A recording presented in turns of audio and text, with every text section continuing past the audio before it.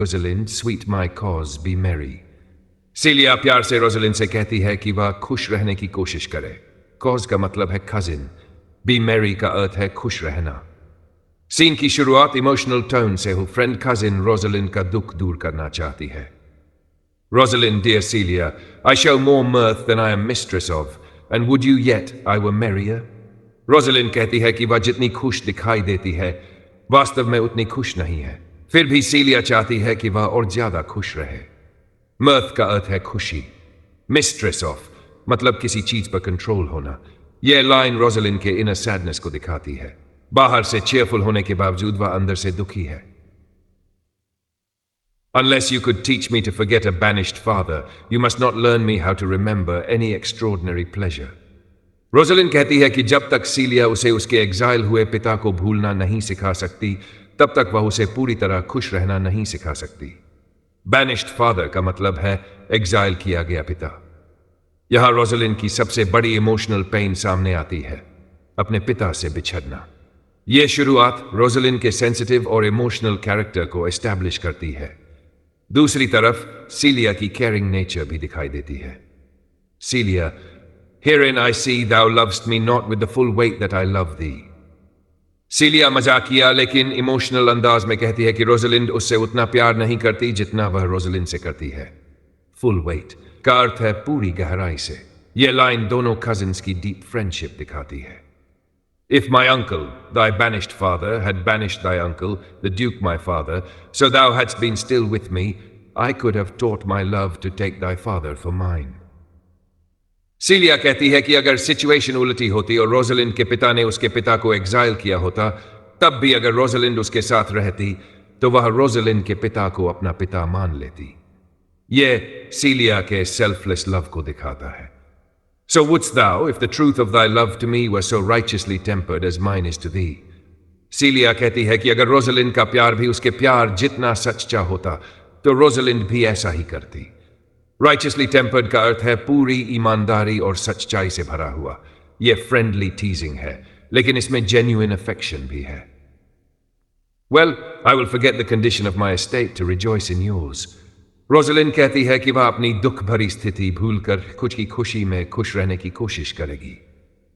Estate यहां social and emotional condition के अर्थ में है। रोजलिंड अपने दुख के बावजूद फ्रेंडशिप को इंपॉर्टेंस देती है। सीलिया, you know my father hath no child but I, nor none is like to have. सीलिया कहती है कि उसके पिता की केवल वही एक बेटी है और आगे भी कोई दूसरा बच्चा होने की संभावना नहीं है। यह इनहेरिटेंस की तरफ संकेत करता है। And truly, when he dies, thou shalt be his heir. For what he hath taken away from thy father perforce, I will render thee again in affection. सीलिया कहती है कि भविष्य में रोजलिंड ही उसके पिता की हेयर बनेगी, क्योंकि उसके पिता ने रोजलिंड के पिता से जो कुछ फोर्सफुली छीना है, वह प्यार से उसे वापस कर देगी। मतलब वारिस। परफोर्स का अर्थ है जबरदस्ती। रेंडर दी अगेन मतलब वापस देना। यह सीलिया की लॉयल्टी और जेनरोसिटी को दिखाता है। By mine honor I will, and when I break that oath, let me turn monster. सीलिया शपथ लेते हुए कहती है कि अगर वह अपना वादा तोड़े तो वह मॉन्स्टर बन जाए। यह एग्जैजरेटेड प्रॉमिस उसकी सिंसेरिटी दिखाता है। Therefore, my sweet rose, my dear rose, be merry. सीलिया प्यार से रोजलिंड को रोज कहकर फिर खुश रहने को कहती है। यह अफेक्शनेट निकनेम दोनों के इमोशनल बॉन्ड को मजबूत बनाता है। यह पूरा कॉन्वर्सेशन फीमेल फ्रेंडशिप का बहुत सुंदर एग्जाम्पल है। शेक्सपियर यहां लॉयल्टी, अफेक्शन और इमोशनल सपोर्ट को हाईलाइट करते हैं। Rosalind, from henceforth I will cause and devise sports. Let me see what think you of falling in love. Rosalind कहती है कि अब वह खुश रहने की कोशिश करेगी और कुछ मजेदार बातें सोचेगी। फिर वह मजाक में पूछती है कि प्यार करने के बारे में सीलिया का क्या विचार है। डिवाइस स्पोर्ट्स का मतलब है मनोरंजन के तरीके सोचना। अब सीन का मूड थोड़ा लाइट और प्लेफुल हो जाता है। Celia, marry, I prithee do, to make sport withal, but love no man in good earnest. सीलिया मजाक में कहती है कि हाँ, प्यार करो लेकिन सिर्फ मजे के लिए, सच में किसी आदमी से प्यार मत कर बैठना। Good earnest का अर्थ है seriously. यह playful conversation courtly love के आइडिया पर light satire है। Nor no further in sport, neither than with safety of a pure blush, thou mayst in honor come off again. सीलिया कहती है कि मजाक भी इतना ही करना कि बाद में शर्मिंदा ना होना पड़े और सम्मान सुरक्षित रहे। प्योर ब्लश का अर्थ है इनोसेंट शर्म। कम ऑफ अगेन मतलब सेफली निकल आना। यह लाइन उस समय सोसाइटी में विमेन्स ऑनर की इंपॉर्टेंस दिखाती है। What shall be our sport then? Rosalind पूछती है कि फिर वे लोग कौन सा खेल खेले। अब दोनों प्लेफुल इंटेलेक्चुअल कॉन्वर्सेशन कर रही है। Celia, let us sit and mock the good housewife fallen from her wheel, that her gifts may henceforth be bestowed equally. Celia कहती है कि वे फॉर्च्यून देवी का मजाक उड़ाए ताकि वह अपने गिफ्ट्स लोगों में बराबर बांटे। फॉर्च्यून यहां डेस्टिनी या लक की देवी है। फॉर्च्यून्स व्हील लाइफ की चेंजिंग लक का सिंबल है। यह फिलोसॉफिकल ह्यूमर है। I would we could do so, for her benefits are mightily misplaced, and the bountiful blind woman doth most mistake in her gifts to women.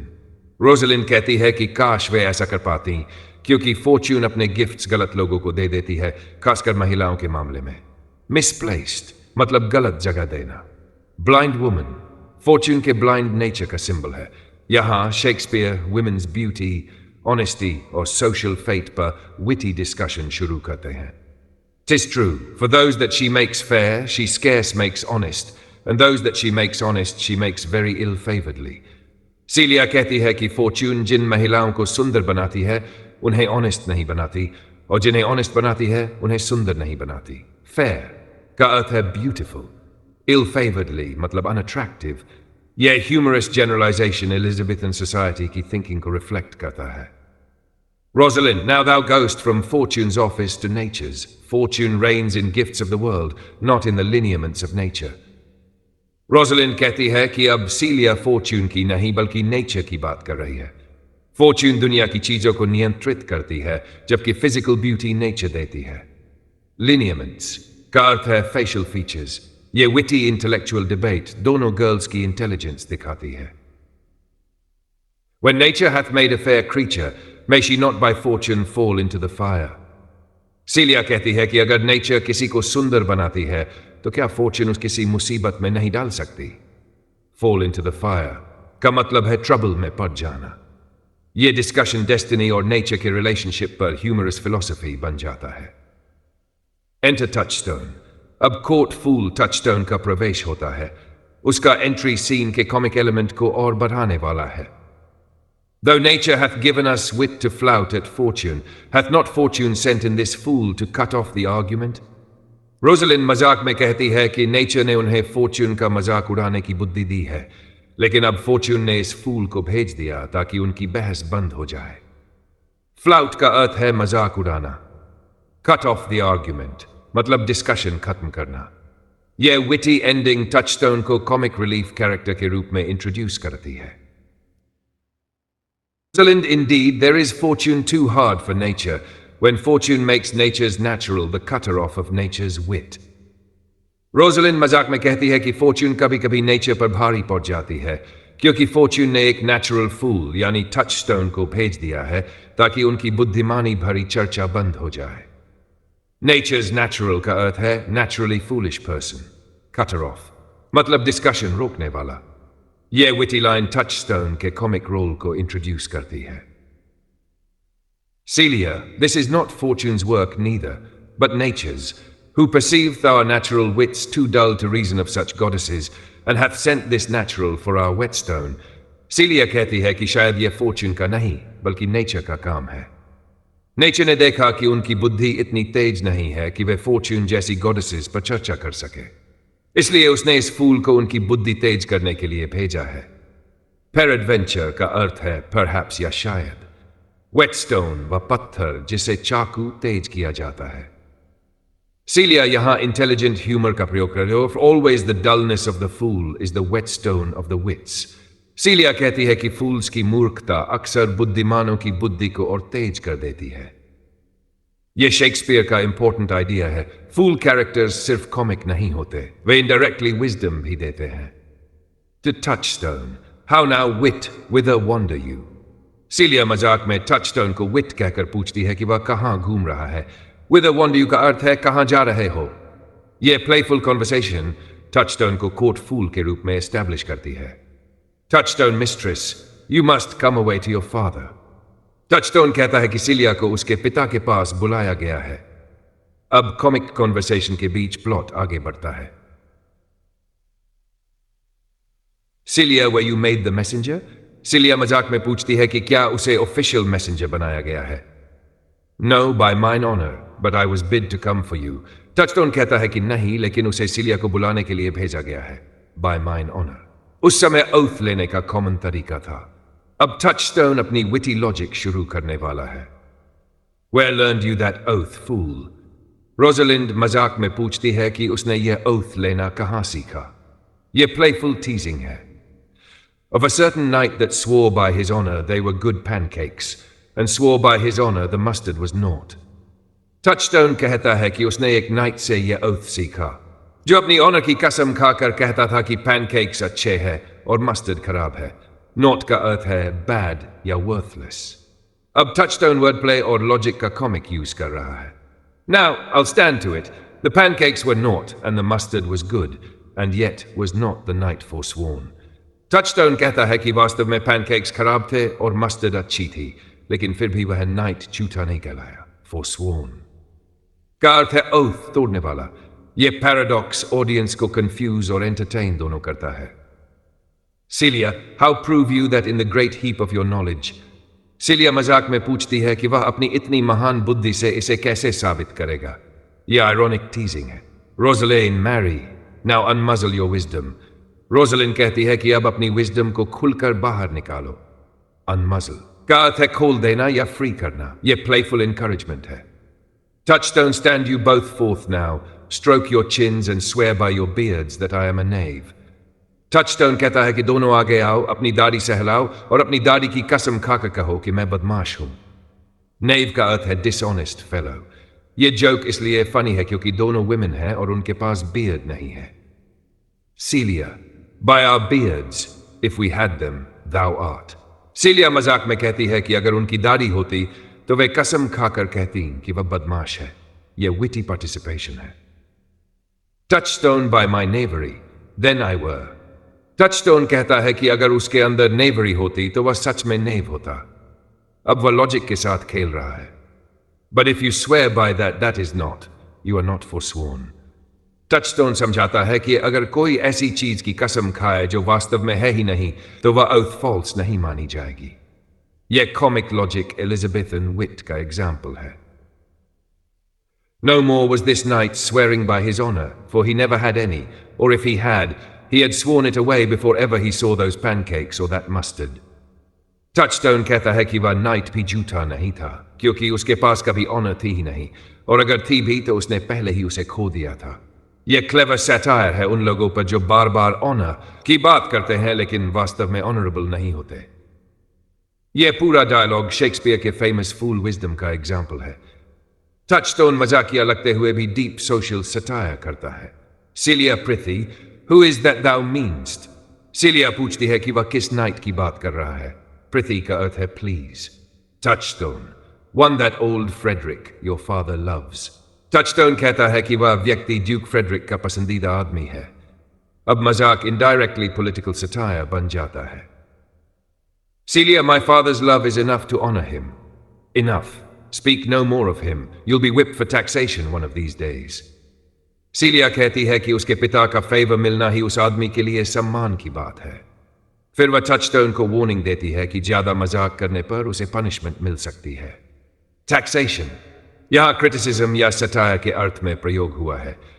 यह line दिखाती है कि court में truth बोलना dangerous हो सकता है। The more pity that fools may not speak wisely what wise men do foolishly. Touchstone कहता है कि दुख की बात है कि फूल्स बुद्धिमानी से उन गलतियों की बात नहीं कर सकते जो वाइज मैन खुद फूलिशली करते हैं। यह शेक्सपियर की बहुत इंपॉर्टेंट थीम है। सोसाइटी में अक्सर फूल सच बोलते हैं और वाइज लोग गलतियां करते हैं। सीलिया, बाय माई ट्रॉथ दाउ सेयस्ट ट्रू। सीलिया मानती है कि टचस्टोन सच कह रहा है। बाय माई ट्रॉथ का अर्थ है सच में या truly. For since the little wit that fools have was silenced, the little foolery that wise men have makes a great show. सीलिया कहती है कि जब फूल्स की थोड़ी सी विजडम को भी चुप करा दिया जाता है, तब वाइज मैन की थोड़ी सी फूलिशनेस बहुत बड़ी दिखाई देने लगती है। ये लाइन सोशल क्रिटिसिज्म है। शेक्सपियर इनडायरेक्टली कोर्ट पॉलिटिक्स और हाइपोक्रेसी पर कमेंट कर रहे हैं। Here comes Monsieur Lebeau। Cilia बताती है कि अब लेबो आ रहा है। लेबो का प्रवेश अगले इंपॉर्टेंट इवेंट रेसलिंग मैच की जानकारी लाने वाला है।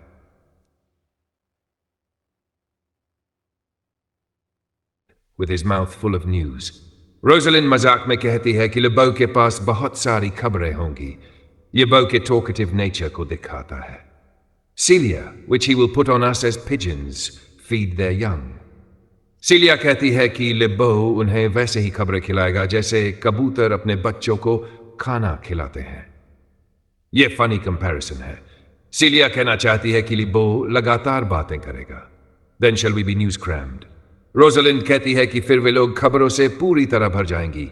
न्यूज क्रैम्ड का अर्थ है इंफॉर्मेशन से भर जाना। दोनों कजिन्स प्लेफुल मूड में हैं। Celia, all the better, we shall be the more marketable। Celia मजाक में कहती है कि यह अच्छी बात होगी क्योंकि ज्यादा न्यूज होने से वो वैल्यूएबल बन जाएंगी। यह विटी सोशल ह्यूमर है।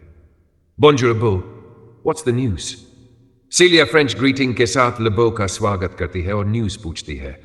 Bonjour का अर्थ है गुड डे। यह कोर्टली एटमॉस्फेयर और फैशनेबल कल्चर को दिखाता है। Lebeau, fair princess, you have lost much good sport। लेबो कहता है कि प्रिंसेसेस ने एक बहुत इंटरेस्टिंग खेल मिस कर दिया। स्पोर्ट यहां एंटरटेनमेंट के अर्थ में प्रयोग हुआ है। अब रेसलिंग की बात शुरू होती है।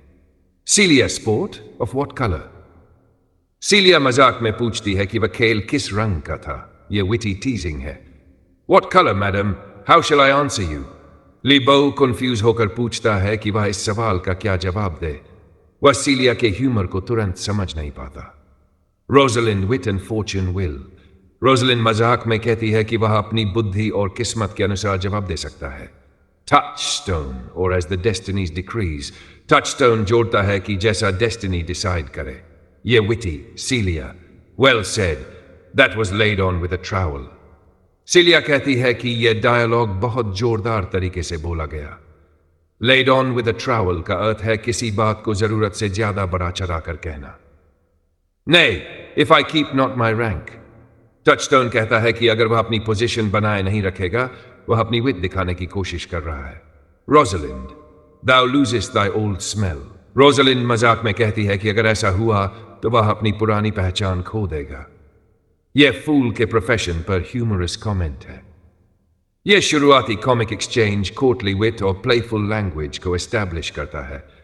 रोजलिन, Celia और टचस्टोन तीनों इंटेलिजेंट ह्यूमर का प्रयोग करते हैं। You amaze me, ladies। I would have told you of good wrestling, which you have lost the sight of। लेबो कहता है कि लेडीज की बातें उसे कंफ्यूज कर रही है। वह तो उन्हें रेसलिंग मैच के बारे में बताना चाहता था जो मेज यहां कंफ्यूज के अर्थ में है। अब कॉन्वर्सेशन सीरियस डायरेक्शन लेती है। Rosalind, Yet tell us the manner of the wrestling। Rosalind कहती है कि फिर भी उन्हें रेसलिंग के बारे में बताइए। अब क्यूरियोसिटी बढ़ चुकी है। लेबो, I will tell you the beginning, and if it please your ladyships, you may see the end। लेबो कहता है कि वह शुरुआत बताएगा और अगर वे चाहे तो इसका अंत खुद देख सकती है। यह सस्पेंस क्रिएट करता है। For the best is yet to do, and here where you are, they are coming to perform it। वह कहता है कि सबसे इंटरेस्टिंग हिस्सा अभी बाकी है और रेसलर्स यही आने वाले हैं। अब रेसलिंग मैच डायरेक्टली स्टेज पर आने वाला है। Well, the beginning that is dead and buried. Celia मजाक में कहती है कि शुरुआत तो अब खत्म हो चुकी। यह विटी इंटरप्शन है। Le Beau, there comes an old man and his 3 sons। लेबो कहानी शुरू करता है कि एक बूढ़ा आदमी और उसके 3 बेटे आए। Celia, I could match this beginning with an old tale। Celia कहती है कि यह शुरुआत किसी पुरानी कहानी जैसी लग रही है। यह फेरी टेल स्टाइल ओपनिंग पर मजाक है। 3 proper young men of excellent growth and presence। लेबो बताता है कि वे तीनों बेटे मजबूत, सुंदर और इंप्रेसिव पर्सनालिटी वाले थे। प्रॉपर का अर्थ है हैंडसम और well built, with bills on their necks, be it known unto all men by these presents। Rosalind मजाक में कहती है कि लगता है जैसे उनके गले में कोई ऑफिशियल नोटिस लटका हो। यह लीगल लैंग्वेज का कॉमिक इमिटेशन है। Lebeau, the eldest of the 3, wrestled with Charles, the Duke's wrestler। which Charles in a moment threw him and broke 3 of his ribs, that there is little hope of life in him. लेबो बताता है कि सबसे बड़े बेटे ने Charles से wrestling की, लेकिन चार्ल्स ने तुरंत उसे पटक दिया और उसकी 3 पसलियां तोड़ दी। अब उसके बचने की उम्मीद बहुत कम है। रिब्स का अर्थ है पसलियां। यहां रेसलिंग की ब्रूटैलिटी सामने आती है। So he served the second, and so the third. लिबो कहता है कि चार्ल्स ने दूसरे और तीसरे बेटे के साथ भी यही किया। अब चार्ल्स की डेंजरस स्ट्रेंथ पूरी तरह एस्टैब्लिश हो जाती है। Yonder they lie, the poor old man their father making such pitiful dole over them that all the beholders take his part with weeping. लिबो कहता है कि तीनों बेटे घायल पड़े हैं और उनका बूढ़ा पिता रो रहा है। यह देखकर सभी लोग दुखी हो रहे हैं। पिटिफुल डोल का अर्थ है दुख भरा विलाप। अब सीन का मूड कॉमिक से ट्रेजिक हो जाता है। रोजलिन दुख प्रकट करती है। यह उसकी सिंपैथेटिक नेचर दिखाता है। But what is the sport, monsieur, that the ladies have lost? Touchstone sarcastically पूछता है कि इसमें ऐसा कौन सा मजेदार खेल था जो लेडीज ने मिस कर दिया। ये वायलेंस पर आयरनी है। लेब why this that I speak of? लिबो कहता है कि वही wrestling match. Thus men may grow wiser every day. It is the first time that ever I heard breaking of ribs was sport for ladies. Touchstone sarcastically कहता है कि आज उसने पहली बार सुना है कि पसलियां तोड़ना भी लेडीज का एंटरटेनमेंट हो सकता है। ये सोशल सटायर है। शेक्सपियर वायलेंस को स्पोर्ट कहने वाली मेंटालिटी का मजाक उड़ाते हैं। सीलिया और आई प्रॉमिस दी। सीलिया भी एग्री करती है कि उसने भी ऐसा पहली बार सुना है। But is there any else longs to see this broken music in his sides? Rosalind पूछती है कि क्या कोई और भी अपनी पसलियां तुड़वाने के लिए तैयार है। ब्रोकन म्यूजिक रिब्स टूटने का विटी मेटाफर है। Is there yet another dotes upon rib breaking? Shall we see this wrestling, cousin? Rosalind पूछती है कि क्या कोई और भी रिब ब्रेकिंग का शौकीन है और क्या उन्हें रेसलिंग देखनी चाहिए। अब क्यूरियोसिटी और कंसर्न दोनों दिखाई देते हैं। You must, if you stay here, for here is the place appointed for the wrestling, and they are ready to perform it. लिबो कहता है कि अगर वे यही रहेंगी तो रेसलिंग जरूर देखेंगी क्योंकि यही मुकाबले की जगह है। अब एक्शन स्टेज पर आने वाला है। Celia, yonder sure they are coming. Let us now stay and see it. Celia कहती है कि रेसलर्स आ रहे हैं, इसलिए उन्हें रुक कर मैच देखना चाहिए। अब सीन एक्साइटमेंट और सस्पेंस की ओर बढ़ता है। Flourish. Enter Duke Frederick, Lords Orlando, Charles and attendants. अब ड्यूक फ्रेडरिक, चार्ल्स, ओरलैंडो और अन्य लोग प्रवेश करते हैं। ये grand entry upcoming wrestling contest का एटमॉस्फेयर बनाती है। Duke Frederick, since the youth will not be entreated, his own peril on his forwardness. Duke Frederick कहता है कि अगर ये यंग मैन नहीं मानता तो उसके खतरे का जिम्मेदार वह खुद है। Entreated का अर्थ है समझाना या रोकना, मतलब over confidence. Duke indirectly Olam की जिद की ओर संकेत कर रहा है। Rosalind, to Lebeau is yonder the man. Rosalind पूछती है कि क्या वही यंग मैन रेसलर है।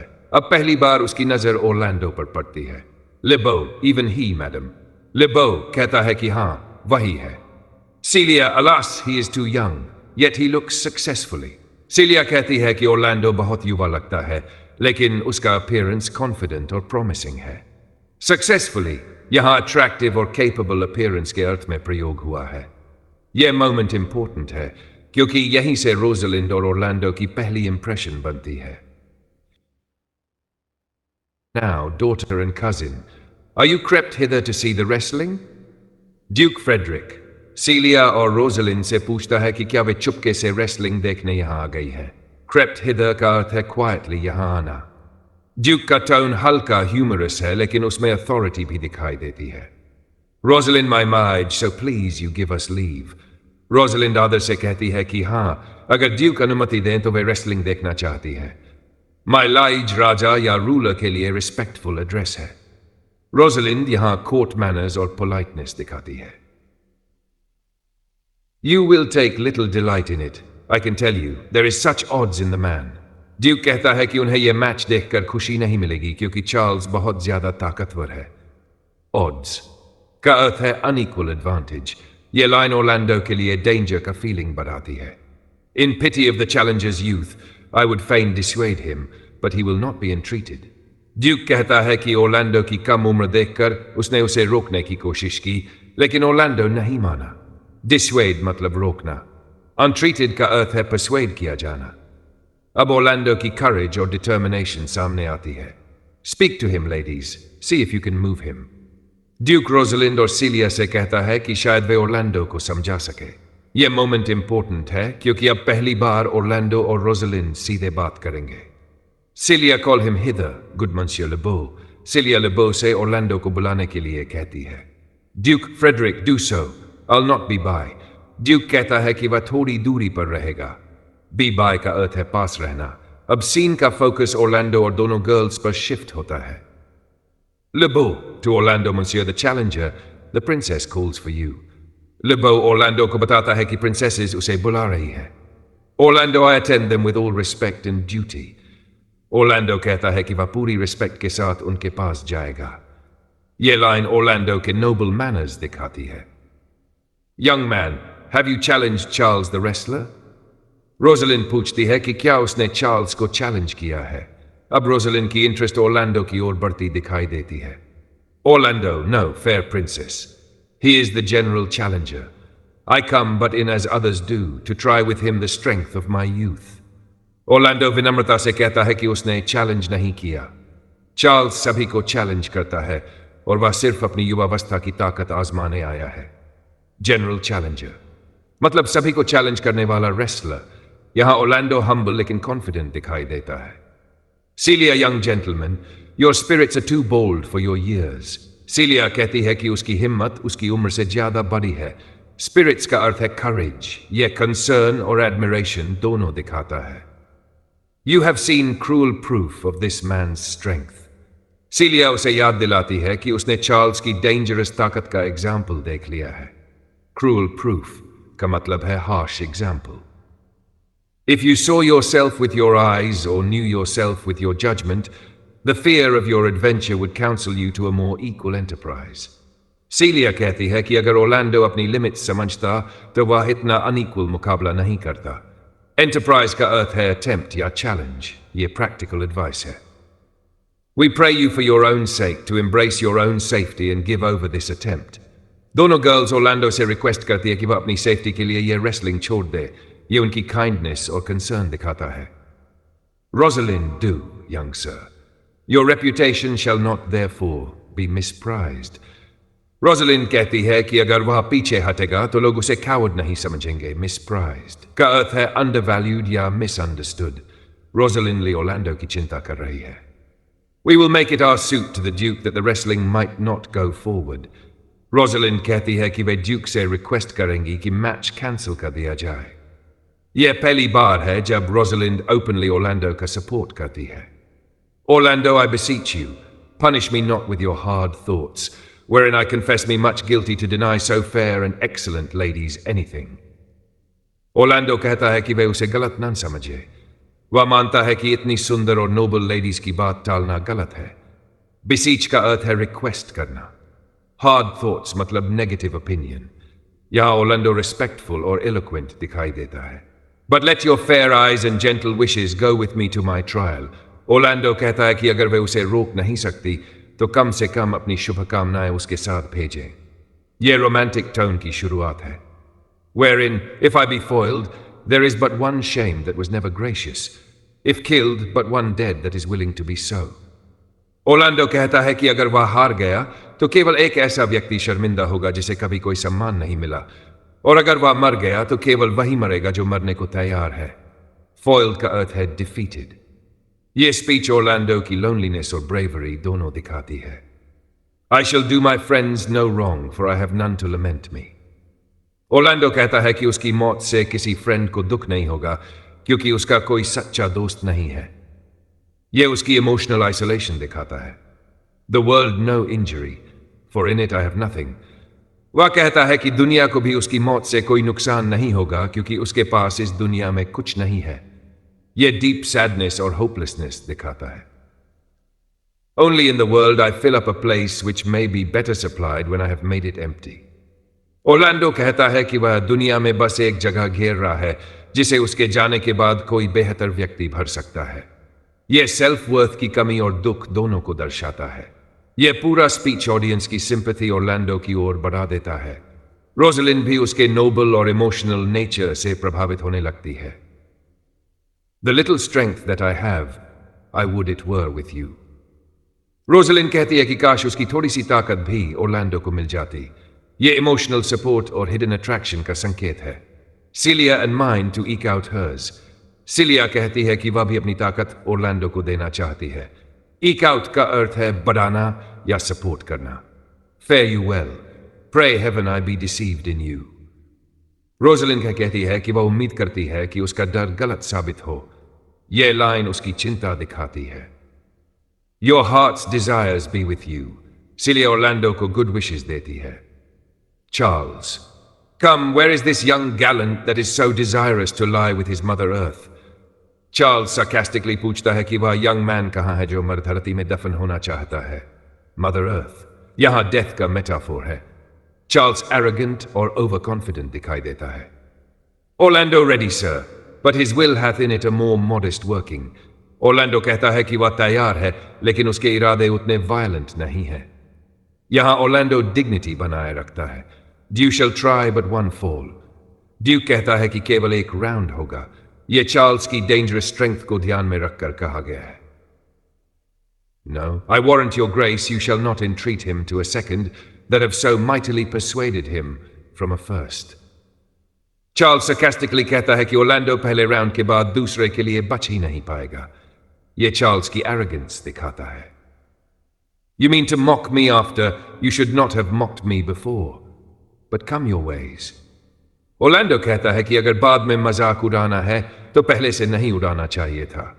अब मुकाबला शुरू हो। यह कॉन्फिडेंस और करेज दिखाता है। Now Hercules be thy speed, young man. Rosalind Orlando के लिए प्रार्थना करती है कि हर्क्यूलिस जैसी शक्ति उसे मिले। हर्क्यूलिस ग्रीक मिथोलॉजी का स्ट्रॉन्गेस्ट हीरो था।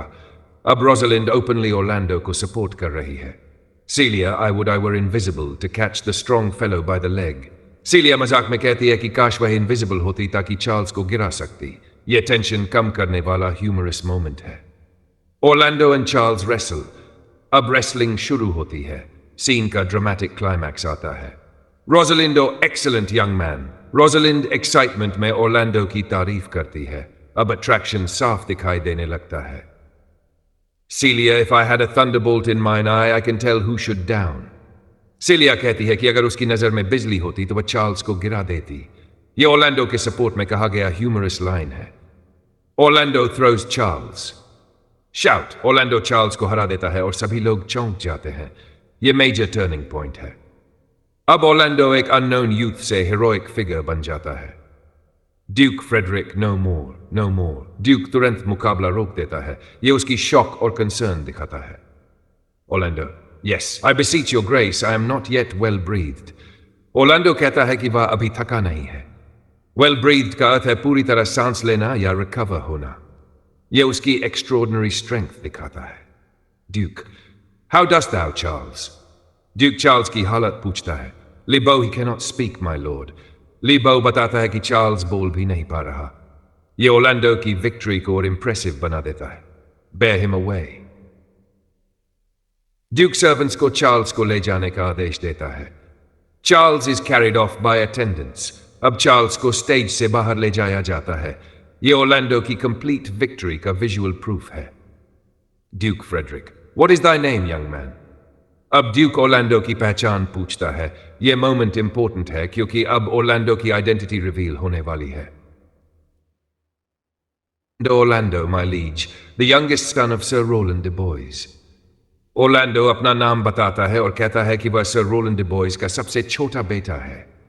यह लाइन उसकी आइडेंटिटी रिवील करती है और ऑडियंस को उसके नोबल बैकग्राउंड के बारे में पता चलता है। Duke Frederick, I would thou hadst been son to some man else. Duke Frederick कहता है कि काश ऑरलैंडो किसी और आदमी का बेटा होता। यह लाइन जेलसी और प्रेजुडिस दिखाती है।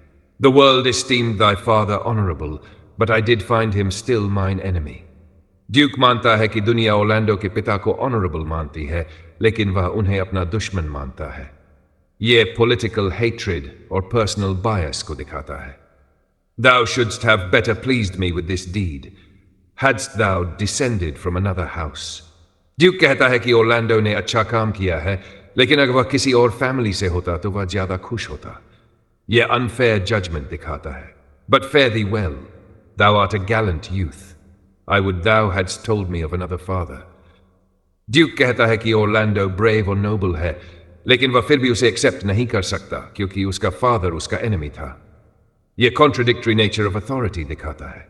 ड्यूक एग्जिट्स विथ टचस्टोन, लिबो, लॉर्ड्स एंड अटेंडेंट्स। ड्यूक और बाकी लोग चले जाते हैं। अब सीन इमोशनल टोन में बदल जाता है। To Rosalind, where are my father, because would I do this? Celia पूछती है कि अगर वह अपने पिता की जगह होती तो क्या वह ऐसा व्यवहार करती। यह मॉरल रिफ्लेक्शन है। I am more proud to be Sir Roland's son, his youngest son, and would not change that calling to be adopted heir to Frederick. Orlando कहता है कि वह सर रोलैंड का बेटा होने पर गर्व करता है और वह फ्रेडरिक का हेयर बनने के लिए अपनी आइडेंटिटी नहीं बदलेगा। यह स्ट्रॉन्ग मोरल इंटेग्रिटी दिखाता है। यहां ओरलैंडो की नोबिलिटी और लॉयल्टी साफ दिखाई देती है। Rosalind to Celia. My father loved Sir Roland as his soul, and all the world was of my father's mind. Rosalind कहती है कि उसके पिता सर रोलैंड को बहुत प्यार करते थे और पूरा वर्ल्ड भी ऐसा ही मानता था। यह ओरलैंडो के प्रति ट्रस्ट और रिस्पेक्ट बढ़ाता है। Had I before known this young man his son, I should have given him tears unto entreaties ere he should thus have ventured. Rosalind कहती है कि अगर उसे पहले पता होता कि ओरलैंडो सर रोलैंड का बेटा है तो वह उसे रोकर भी रेसलिंग से रोकने की कोशिश करती। यह इमोशनल एडमिरेशन दिखाता है। Celia, gentle cousin, let us go thank him and encourage him. Celia कहती है कि चलो ओरलैंडो को धन्यवाद दे और उसे encourage करे। My father's rough and envious disposition sticks me at heart. Celia दुख के साथ कहती है कि उसके पिता का harsh nature उसे अंदर से hurt करता है। यह conflict between family loyalty and morality दिखाता है। Sir, you have well deserved. If you do keep your promises in love, but justly, as you have exceeded all promise, your mistress shall be happy. Celia Orlando की प्रशंसा करती है और कहती है कि अगर वह ऐसे ही प्रेम में सच्चा रहा तो उसकी लव लाइफ बहुत अच्छी होगी। यह इनडायरेक्टली ओरलैंडो के रोमांटिक फ्यूचर की ओर संकेत है। Rosalind, giving Orlando a chain from her neck, gentlemen, wear this for me. One out of suits with fortune. That could give more, but that her hand lacks means. Rosalind Orlando को अपनी नेक chain देती है और कहती है कि वह Fortune से डिसअपॉइंटेड है, इसलिए वह ज्यादा कुछ नहीं दे सकती।